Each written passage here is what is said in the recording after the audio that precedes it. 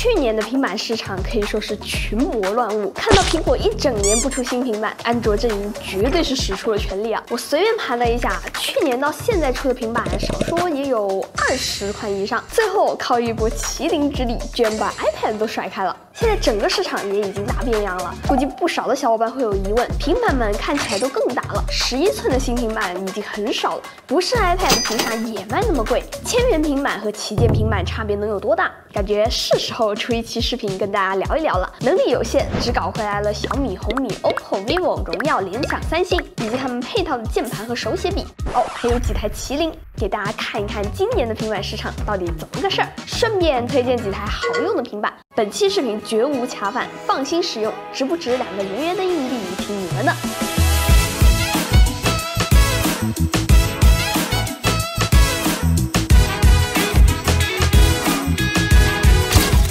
小米平板我拉来了2台，一台小米，一台红米。先说说小米这一台，小米平板 6S Pro， 对我来说它很特别，因为有相当一部分的时间它是待在车上的。严格来说，小米平板 6S Pro 并没有换代，只是加了个后缀，倒也很好理解。更大的屏幕，更新了处理器，出厂就是新系统，这样会是一台更好用的平板吗？不一定。首先，我很认可小米增加新功能的能力。安卓平板基础的功能小米都有，还会加一些小米自己对互联的游戏理解。你可以主动呼出手机桌面，挂在平板上面，跟车机上面一模一样。也可以在这个工作台模式里面，把每一个应用强制用小窗打开。像在 Windows 上面一样用软件。但小米的问题是，这些功能们买来是啥样，之后大概率还是啥样。现在发布已经快过去半年了，但是用起来偶尔卡不得劲的问题还没有解决。更有意思的是，你调亮度的时候，它会强制挤掉所有窗口。调节音量又不会这样，就很迷。你看它这个 dock 栏里面这个图标，点开，它永远都是卡卡的，就很奇怪。跟所有安卓平板一样，小米平板也可以借用手机的通信能力上网，很好。但我手里的小米10加 Ultra 还没有支持。但小米还是小米啊！如果你有一定数量的小米或者是米家设备，米板上面有很多设计可以让你方便的控制。加入汽车的米家生态更是重量级，平板控车等于是独家功能了。不服？有本事你把车造出来再说。我说这个苹果放弃了造车，大家看一看我们科技大厂的格局。而且小米平板硬件上根本挑不出毛病，屏幕够大，观感不错，外放做到了 T1的水平，在电池不小的基础上，甚至还有120瓦的快充。要知道啊，现在旗舰机都很少有这速度了。这一次又把 NFC 碰一碰塞进平板里面了，传图可以贴贴，也不用多买个几百块钱的键盘才有机会体验。比起小米平板6门，这是很不错的升级。笔呢，我也试了一下，之前的灵感触控笔这一次的新平板不适配了，只有新的焦点触控笔才可以。这支笔又只有黑色，所以如果你选了白色的平板，就只能搭黑色的笔。但这笔是很特别的，笔的延迟我试了一下，大概是 T1.5 的水平，但是在写笔画比较多的汉字的时候，会有一些算法介入的痕迹。键盘键位够大，回弹 OK。有单独的一排功能键，就是触控板小了一些，整体还是不错的。如果你有苏气，如果你是米家重度用户的话，买它。如果你在用别的品牌手机，米板就是个没啥大问题的选择。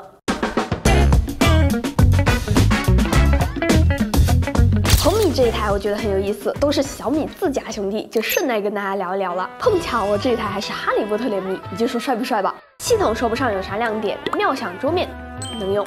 dock栏的应用图标还是卡顿，工作台模式暂时没有，你要不要吧？但米家的那些互联功能还是该有的都有，在这个价格 ，HyperOS 肯定是能兜住不少下限的。配套的笔和键盘我也试了一下，笔有 C 口，键盘需要开关也有 C 口，它们都需要单独充电，延迟表现比我想象中的可用，只会比 T1.5 的笔再多明显1缪。这个价位愿意给你3.5毫米接口，拓展存储卡接口，高通处理器。如果你加上键盘和笔，刚好1999，有种梦回以前小米的感觉。未来入门平板都这么搞的话，是不是以后有必要出一期1000元平板横屏了呢？至于这台平板呢，如果你目标明确，就只需要一块平板最基础的功能，那这块平板是可以考虑一下的。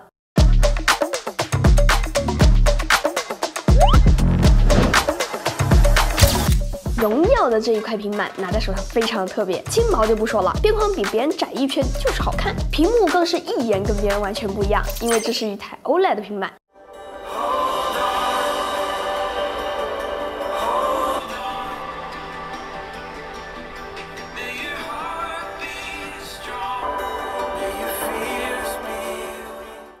2年前 OLED 还只有三星、华为的高价位平板在用，去年我就预判过会出现更多的 OLED 平板。你看，现在2000多价位的平板也用上了。我先大胆预测一下，未来很有可能就像几年前 OLED 在手机上面横扫 LCD 一样，逐渐在平板上面成为主流。毕竟只要用上 OLED 的平板，就能比别人多起毛出一个亮级，色彩也更艳丽，光影改善很多。也不会像很多大尺寸 LCD 屏幕边缘有一圈的暗角，这些都是对大多数人来说更友好的变化。只要别用来当做涨价的理由，我觉得还是很有意义的。Thank you for joining us。而且可能只有注意到的小伙伴才会注意到，荣耀的屏幕扁扁的。其实2、3年前，安卓平板还是人均16:10那种细长的比例，主打一个保守不出错。但现在是分化出2种方向，肥肥的这种呢，办公学习方便，阅读文档和手写绘画的时候抠出来一些上下的空间。荣耀这种扁扁的，看视频的面积会大上不少。哎，那问题来了，你买平板是生产力还是爱奇艺呢？软件上，荣耀的思考并不是专门针对这台平板的，别急，这是好事儿。功能和手机折叠屏上面都是互通的，任意门可以把链接、文本、图片拖到侧边来，里面会有 AI 猜测你需要的软件，直接互动，而且是以小窗的形式。像我现在看到一个很离谱的这个，我就可以把这个图片直接拖到这里，发送给我的朋友。那像是我们平时聊天里面的一些图片，我们也可以这样长按之后呢，去这些平台里面去比价。还有像这种口令呢，它会先看一下你是什么应用的口令，哎，我们就可以直接跳转到对应的 app 里面去。全局的收藏手势也很不错，图片啊、网页啊都可以很方便的收纳。视频录制也不会傻傻的框进全屏，而是会识别视频区域单独录制。而且荣耀的分屏小横条很容易用，不需要去记是双指还是3指，不仅是全局都有，更流畅，手势也更符合直觉。如果还要用藕断丝连来形容 magicOS， 我就觉得有点不公平了。讲个过分的，啥时候能复成子夜？荣耀的笔体验确实也不错，笔的延迟算是目前安卓平板里面 T1的水平。荣耀也有自己的笔记软件，键盘呢乍一看很正常，但并不能调节角度，甚至没有触控区。平板需要塞进去，而没有磁吸，翻过去的时候也不会吸住。好在键盘的手感不错，如果买来打字的话还是可以的。比起它的笔，荣耀的这个键盘我就不太推荐了。总的来说，如果你需要这个价位的安卓平板，或者是就是想用平板来看看视频，那它的外放也还算不错。在这个价位的话，算是比较好的选择。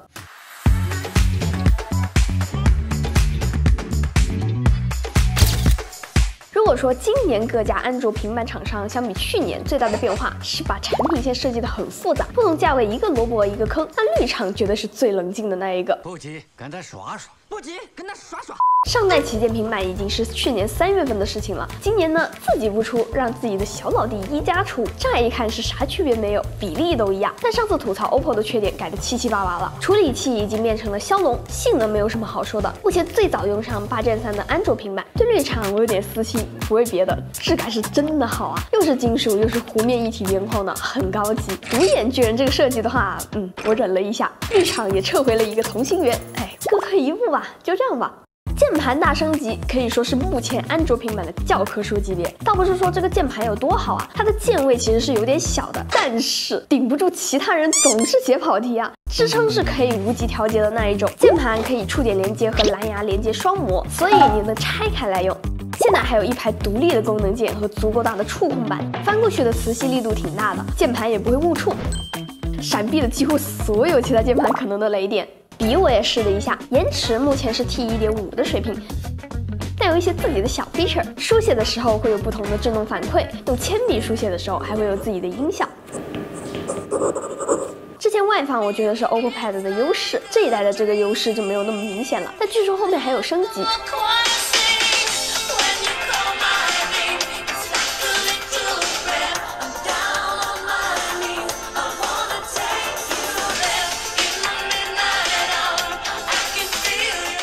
系统不能说是最好用的，但适配是用心的。在你看视频的同时，你可以和笔记先分屏，然后再这样子打开新的 app， 把那2分屏的应用顶飞出去，需要的时候还可以随时切回来，甚至还可以这样挂3个游戏。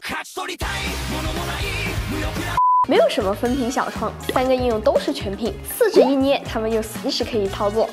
而且啊，他们也终于把 NFC 一碰传加进来了，只是得加钱。它的这个 NFC 呢和键盘是绑定的，所以想用的话还要多加600买下这个键盘。也许是因为新设备少吧 ，OPPO 今年的软件维护特别的上心 ，Find X7 Ultra 基本上是周更未满、月更不止的状态。经常看对联的小伙伴应该很有感悟，我还挺期待绿厂今年能不能扭转在酷安上面糟糕的风评。总的来说，和旗舰手机共用同一个处理器，大概率也意味着更长的维护时长。如果你正在用绿厂的手机，需要平板的话，选它不会出错。用其他品牌手机的小伙伴呢，如果预算内想要一台性能足够、能多用几年的平板，那1加平板 Pro 也是一个不错的选择。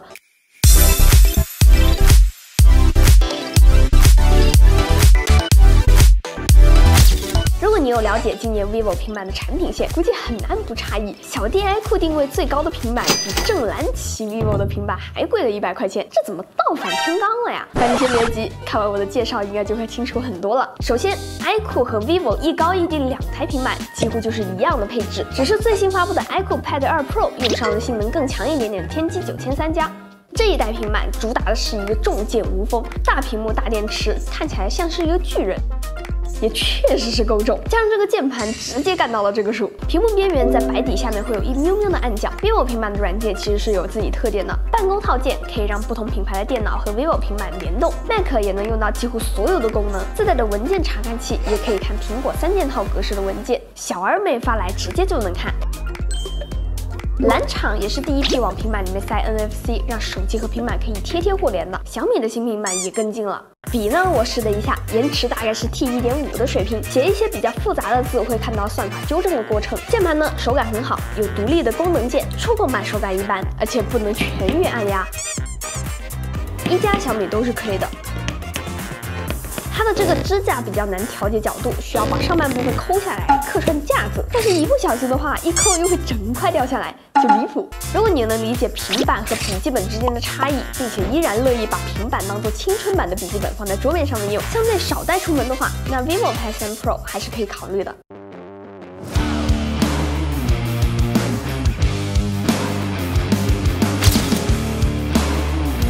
接下来呢，我要跑题了，因为这是一台鸿蒙平板，但在次世代鸿蒙正式和安卓割席之前，我觉得还是很有拿出来讨论的意义的。华为旗舰平板嘛，就硬稳定。之前的视频感兴趣的小伙伴也可以看一看，我手里的这一台是 MatePad 11.5S 柔光版。为啥我要拿出来聊呢？因为它的屏幕实在是特别。说个好玩的，后期小伙伴第一次拿到这个平板的时候，还在我面前撕了半天的膜。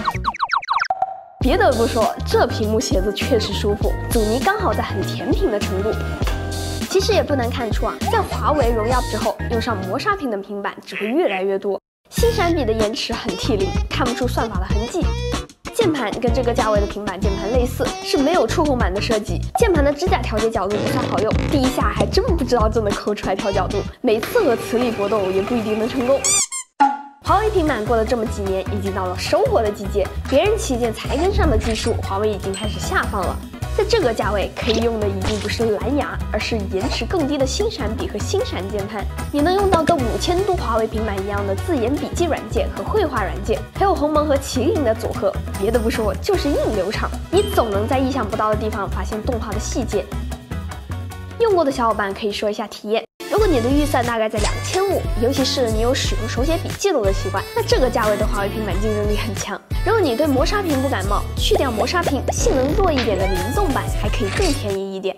讲个好玩的，今年第1季度华为平板在国内的市占率已经超过了36%，这是什么概念啊？每卖出3台平板就有1台是华为的。体验完这一台 MatePad 之后，我感觉啊，只要继续发力，压制苹果不会有大问题。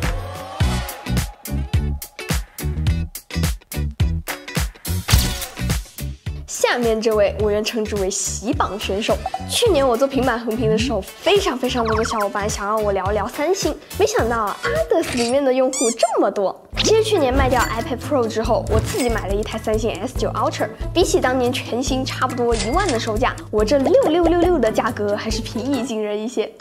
1万多的价格，对于安卓平板的产品经理来说，这简直是花不完的预算呢。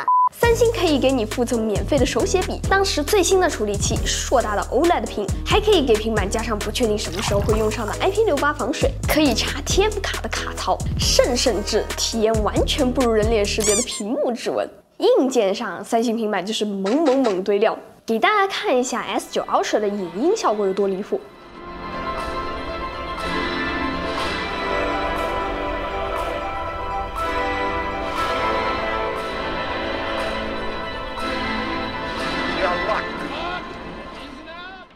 但软件上，三星就有点弱势了。比如三星这一套分屏逻辑，其实是很有想法的。你可以塞进去一个近似竖屏、2个横屏的窗口，比例可以自己调整。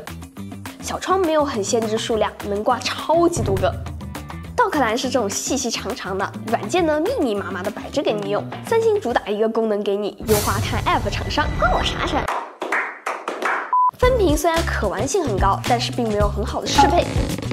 比起绿厂那一套全屏的分屏，实用性局限很多，甚至不分屏的时候，用着用着随时横竖变，烦死了。当然，你也可以用 Good Lock 或者是实验室里面的各种奇怪的功能弥补一下。但三星主打的就是 S Pen 送平板，这是一根几乎挑不出任何毛病的手写笔，手写非常低延迟，而且非常的轻，软软的笔尖非常适合写中文，以及有点类似中文的韩文。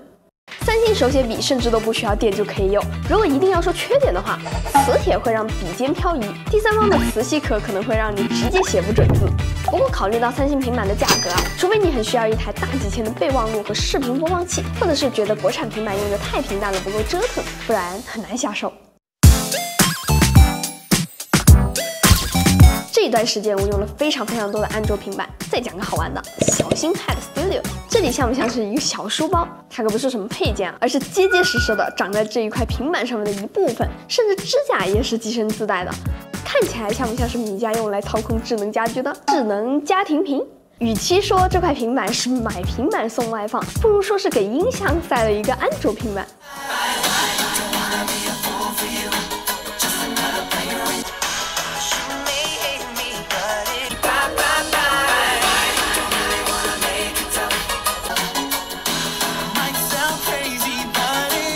可能会用一个很奇怪的词形容它的音质，性价比。除了极限音量真的特别大，音质本身其实并没有很夸张的优势，但它的价格也比用来对比的平板们便宜很多。当然，这个级别的安卓平板还是不能避免卡顿，视频软件里也不能解锁 4K。如果你需要一个办公学习平板，它大概率不适合。但是如果你需要一个可视化的音箱，上网课、看直播，或许会是它不错的用途。最后总结一些大家可能会关心的问题，平时比较难注意到的续航充电，我也给大家列了一个图表，给大家看一下区别，差异化应该比大家想象的要大。蓝厂荣耀和小米都超过了1万毫安时，小米平板有120瓦快充，红米是33瓦。了解了今年这么多的安卓平板选择，你还会考虑一台售价更高、配置却没有优势的非 Pro 版 iPad 吗？回答这个问题呢，我想先总结一下今年安卓平板们的3个趋势。首先，厂商开始自己下场做生产力软件，比如说华为、小米、荣耀，他们都有自己专门给平板做的笔记软件。华为甚至做出了对标 App Store 销冠 Procreate 的绘画软件。天生绘画，我觉得只要坚持下去，2-3千价位安卓平板压制住 iPad 只是时间问题。第二 ，OLED 大概率会成为未来更主流的选择。三星就不说了，华为的 Mate Pad Pro 系列就很早用上了 OLED， 荣耀今年3000不到的平板也用上了，这个价位的 iPad 还在纠结屏幕要不要全贴合。第三呢，厂商的平板产品线只会越来越丰富，不同的尺寸、不同定位的产品也会越来越多。比如追求更好书写手感、更护眼的磨砂屏，完全主打音箱功能的小新 Pad Studio，2000价位也有能独立自己上网的红米 Pad Pro 5G 版。比起高高在上的苹果，国内厂商们更能理解普通用户像网课啊、线上会议啊、直播这样子的需求。最后呢，给大家推荐几台平板吧。现在安卓平板对自家手机的联动功能支持都很不错，如果只是想简单省事儿，也不介意我聊到的问题，那选择对应品牌的平板，像 vivo、OPPO 们也很难出错。如果你有辆苏七，那小米平板 6S Pro 是不能绕过的选择。如果你不在乎品牌，硬件上小米是一个没啥大问题的选择。如果你喜欢捧着平板看视频的话，那 OLED 屏幕轻薄的荣耀 Magic Pad 2可以考虑。如果对安卓平板有生产力的需求，那你需要关注一下配套的键盘和手写笔。最好用的手写笔在父子局，一加和小米的键盘都还不错。华为如果拿出自家旗舰的平板键盘来比，也是很强的，但价格就不是一个级别的了。OK， 那么这期视频到这里就结束啦。如果这期视频对你有所帮助的话，记得给我点赞、3连关注哦，这对我来说非常重要。那我是Tilly，咱们下期再见吧，拜拜。